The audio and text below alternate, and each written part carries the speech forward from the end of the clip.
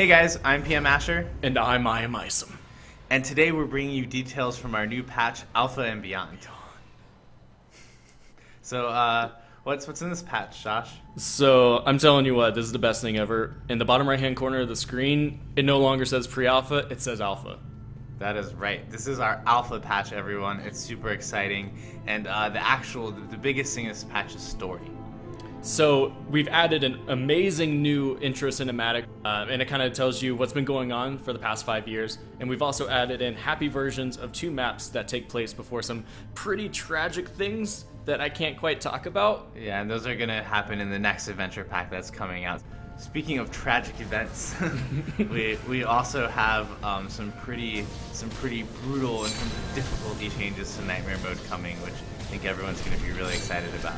Yeah, absolutely. So Nightmare Mode, we've changed the map order to go into 3 different buckets, from like easy to harder to hardest, and those buckets are determined by the complexity of the map. So the harder, more complex maps are going to have better loot. So you're not going to be playing Life Root Forest over and over. You're going to have to actually go and find a hard map to play. Cool. So not only did we do that in Nightmare Mode, but we actually did a big rebalance for solo play. It's still Nightmare Mode, but now it's Less impossibler. I think something like that. That's a good way to put it. We've also kind of taken a different stance at how we're balancing Nightmare Mode from before. So now Nightmare 1 through 3, that's where you're really intended to find some of these new builds that we've been putting into the game.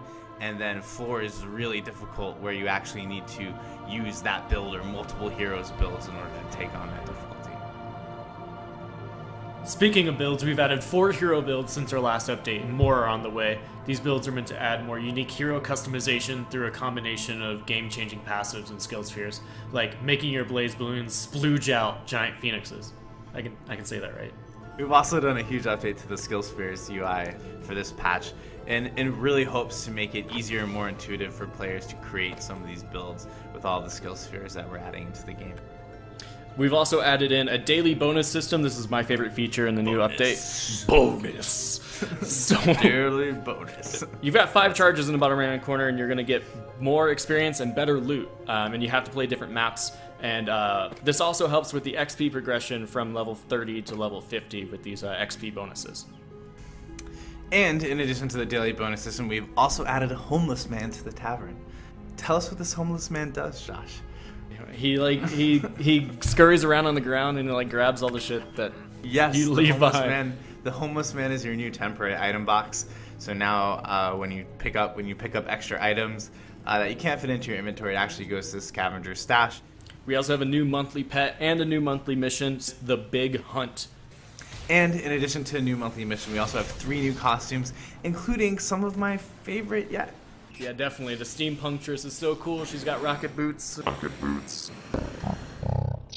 Thanks guys for tuning in. There's a ton more in this patch. We also have the ability to get into a private tavern from the home screen. We have the very beginnings of our accessible UI changes with contextual cursor icons. We have some new premium pets and a ton of bug fixes and more.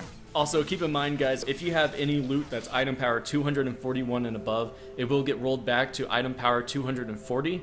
And as things for being kind of the first pioneers into Nightmare Mode, you're going to get 4 exclusive accessory variants. Thanks, guys. We're excited to see you in Alpha and Beyond. See you then.